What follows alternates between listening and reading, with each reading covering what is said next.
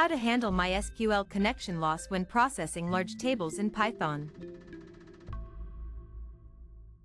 When working with MySQL databases in Python, particularly when dealing with large tables, you might encounter the frustrating error "lost connection to MySQL server" during query. This can disrupt workflows and result in incomplete data processing. Understanding how to handle these connection issues effectively can save significant time and effort. Strategies to handle MySQL connection loss. Use connection pooling. Instead of creating a new connection for each query, you can employ connection pooling. Libraries such as mysql-connector-python and sqlalchemy provide pool management, enabling better handling of database connections by reusing them. This reduces the chances of losing the connection due to overload.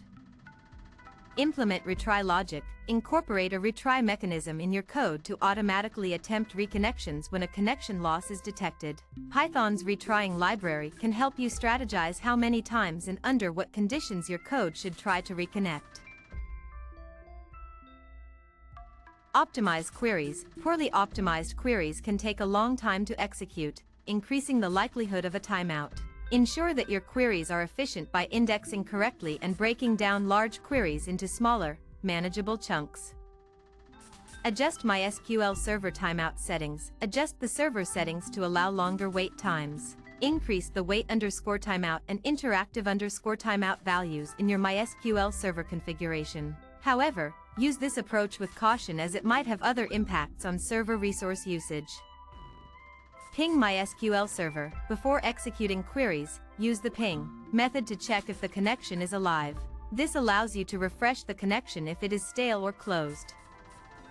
Catch and handle exceptions. Use exception handling to manage connections lost during query execution. Specifically, catch the operational error and interface error exceptions, which are typically raised when there's a connection drop. Manage large data loads. If processing large volumes of data, consider techniques like batch processing. Fetch and process data in chunks, example using SQL limit, rather than all at once, which can help avoid timeouts or memory issues. By implementing these strategies, you can significantly reduce the impact of connection loss issues. Having a robust fault-tolerant system ensures your applications remain reliable, even in the face of large database operations. Conclusion. Losing connection to a MySQL server during data processing can be aggravating, but with the right approach and tools, it is manageable. By proactively incorporating these strategies into your Python applications, you can foster a more resilient environment and keep your data operations running smoothly.